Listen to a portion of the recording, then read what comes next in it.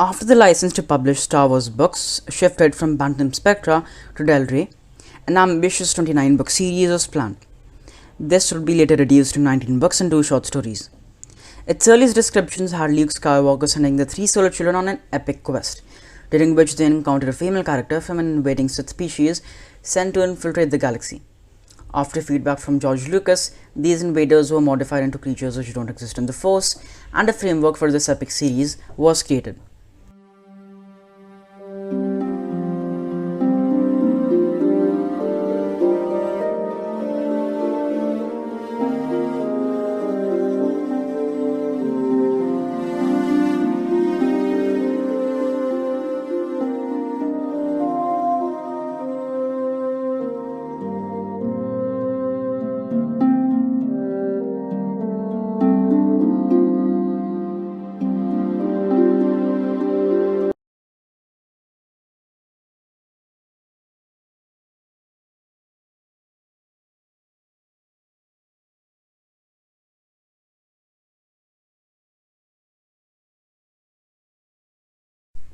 Vector Prime was published in 1999.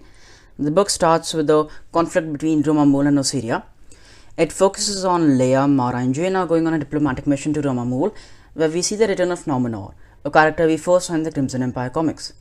The presence of Jedi Knight Bort Skidder worsens the situation. When Leia leaves, Nominor has a short talk with this Mon Calamari commander, Ugdul, and orders the destruction of Osa Prime. We also see Mara's illness here. Next, we see Luke trying to re-establish the Jedi Order to govern the Jedi. Here we see a conflict between Jacen and Anakin. While Anakin thinks that the Jedi Order should be established, Jacen thinks otherwise. He thinks that the Jedi Council shouldn't be established. On Balkadan, we see the Exegol team of scientists who have spotted an asteroid headed for Helska 4. Danny Quee, Joe Badleg, and Benson Tomry head to Helska 4 and are captured by Prefect Dakara. He is a Yuuzhan Vong leader or a war coordinator, I believe. And then we see Yeoman Kard, the Jedi who was under disguise as a member of the Exegol team. He unleashes this gas on Balkadan which kills the remaining scientists. This asteroid, which the Exegol team spotted, is a Yuuzhan Vong world ship which is tasked to plant a Yamosque on Helska 4. A Yamosque is sort of like the brains of a Yuuzhan Vong fleet. It technically coordinates all the different coral skippers and all. I loved each and every scene in this book on Balkadan. I think it was beautifully written. I love the fact that it was just this small planet on the edge of the galaxy which is monitoring what's coming inside and what's going outside. After this, we see Lando.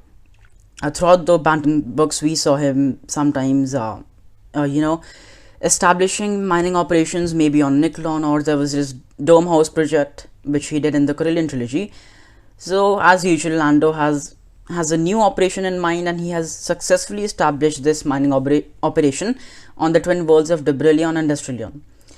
Next, we see Han, Leia, Luke, the Solo Children, and Mara, all these big stars of the series. They all go to the planet Debrilion, because obviously they're going to visit their best friend. This may be one of the only sort of like small period of time where they had some rest and overall together. Here we see Lando has an asteroid belt. It's called Lando's Folly or something, and this asteroid belt, it's really difficult to pass. So what happens here is that the people who want to run the belt, they are given these special TIE fighters which have shields and all, and they have to get from one end to the other end, crossing the asteroid belt as quick as possible. And if they do it in a very minimal amount of time, they set a new record. So the previous record was of Kip Diron. I love the fact that R.A. Salvatore decided to bring Kip back. And then we see the 3 Solo Children, Han, Chewbacca, all of these, they are running the belt, and Jaina, she breaks Kip's record. Hence, this attracts Kip's attention, and he comes and pays a visit to them. He talks a bit with Luke and Han, and then he has a new squadron in this book called the Dozen and Two Avengers, which consists of him, Miko Reglia, and a few other fighter pilots. He goes to Helska 4 along with his squadron, where he encounters coral skippers, and his squadron gets completely destroyed by Gretchens. Gretchens are these Yuuzhan Vong insects, which are indeed very destructive in nature. Then Kip escapes while his apprentice Miko Regle is captured, and all the other people, I believe, died. Nobody was left alive. And then we see Lando is requesting Han to go to Cernpidl. It's a planet in the Outer Rim to complete a supply run of some sort. So Han, Chewie, and Anakin, they go to Cernpidl. And when they reach Cernpidl, its moon is about to fall on the planet because of this Dovan basil the Vong planted. So a Dovan basil is this organic creature which has its own gravitational field and can attract planetary objects towards it. I think it was explained in the next book with a bit more clarity. Anyways, so this is the place where probably the most remembered and the biggest event in this book happened, Chewie's death. The part was really well written. We see Chewie, he's roaring in defiance as the moon kills him. I love this part. I knew that Chewie was going to be killed, but I didn't think it would be in the third quarter of the book like it was here. I thought it was going to be at the very end of the book, so his death did catch me a bit off guard there. So we see Chewie, he roars in defiance, and the moon, it falls on him. He has an epic death. And Han reacts very harshly. He's very harsh on Anakin after Chewie's death, because after all, he's been with Chewbacca for decades. Chewie has been his friend and family for a long time. He loves Chewbacca. He blames his son Anakin for Chewie's death because on Cernpidl, when the moon is about to crash on the planet, Chewie knows that he can't escape. He's too far away, so he just throws Anakin onto the ship, and Anakin takes the people, the species of Cernpidl, and goes away. And Han is just sitting there and saying, "You left him, he saved you, and you left him." I found that very emotional of a death for Chewie, and Han's reaction was indeed very convincible, but he was a bit too harsh on Anakin. I've heard that R.A. Salvatore also got death threat for Chewbacca's death, which is something it's unacceptable really, because I think he gave a wonderful death to Chewbacca. I knew he was going to die in this book, and it was done beautifully. Han's reaction was fine, but it was Lando's reaction in which I had a problem. In this book, when Lando knows of Chewbacca's death, he's like, we don't see him getting to know of Chewbacca's death, but he's with Luke. He wants to show Luke a coral skipper they found after the Battle of Debrilion. I'll talk about that later. But he's just more excited about the coral skipper they found rather than actually caring about Chewbacca or anything. I think there's a Chewbacca mini-series which covers Lando Calrissian's reaction to Chewbacca's death better. Then we see Luke and Mara. They go to Belkadan because Luke knows that Mara has an illness which is draining her force powers, which is weakening her. So he believes that if they both have a little time on Belkadan, she may recover, and simultaneously Luke may be able to get a hold of what's going on in the galaxy.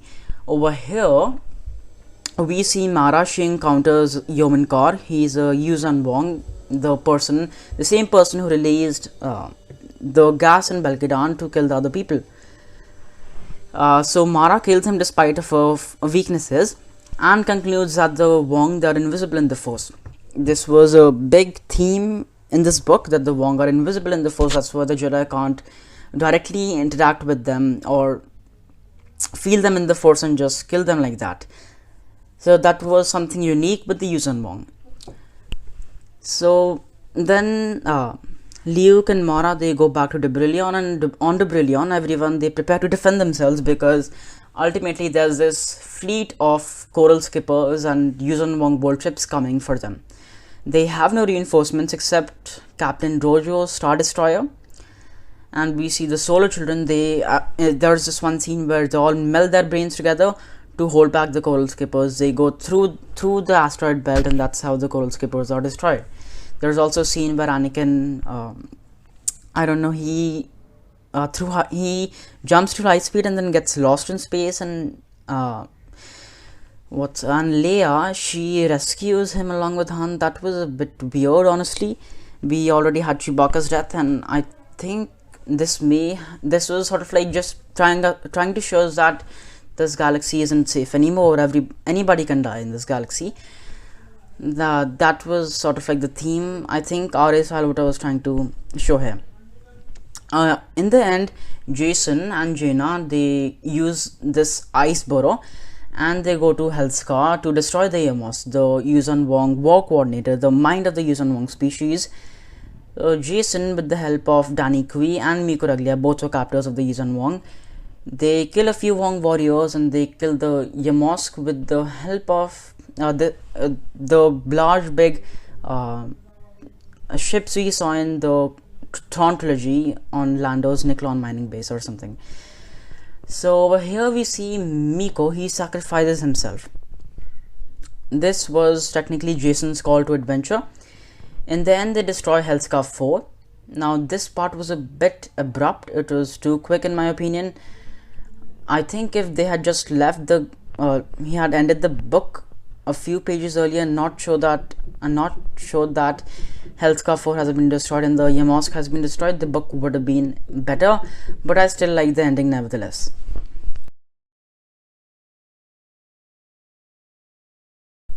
All the characters in this book were well written. I love the idea of the Yuuzhan Vong.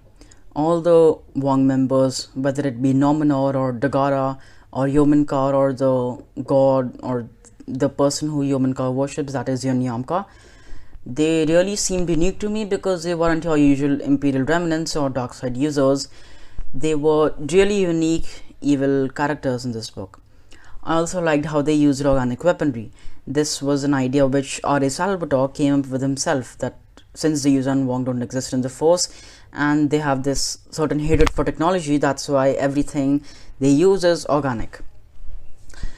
And they also have certain body modifications. For example, Nomenor, he doesn't have an eye and he has this little creature in place of his eye, and he also has these weird tentacles coming out of him. There were a few other organic technologies, Yuuzhan Vong technologies we saw in this book, such as the Uglith Cloaker and the Uglith Maskers.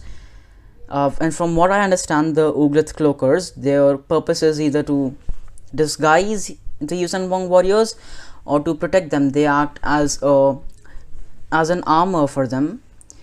And another unique theme is that the Yuuzhan Vong, they saw Jedi as unworthy people. This was a new perspective and I loved it. The whole sequence where Miko Raglia is captured and the Yuuzhan Vong are torturing him and calling him unworthy was a bit scary, but it was a mature theme. This book was almost like the coming of age from the Bantam era books where one person would get kidnapped. We really see a maturation in the themes portrayed in this book. And the Solar Children, which were the heroes of this book, were also written great. It was like a natural continuation of the Young Jedi Knight and Junior Jedi Knight books. Though there was Tenel Kajo and Lobaka, they weren't in this book. Now I haven't read books 7 through 14 of the Young Jedi Knights books, so if anything like that is included in those books, I don't really know. But I have read the Junior Jedi Knights books and I love the Anakin we saw in this book. What would have been better though is to see Tahiri Vela somewhere, or maybe the bunny Jedi from that series, that is Ikrit. Now this is some behind the scenes stuff I found from Pablo Hidalgo's Essential Reader's Companion. The first thing is that the idea of killing Chewbacca was suggested by Dark Horse editor Andy Stradley. I think that Dark Horse themselves wanted to make an invasion storyline of their own, but it wasn't possible due to Del Rey making their own invasion storyline. And talking about the name Yuuzhan Vong, originally Yuuzhan Vong were to be named Adzikans.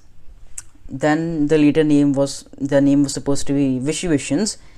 Then they were supposed to be called the Yunan Vong, and finally they came to be called the Yuuzhan Vong.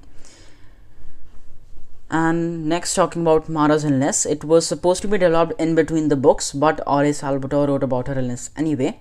There's no story explaining how Nomenor released the spores to infect Mara, but there is a short story called The Crystal, which is chronologically speaking the first appearance of Mara's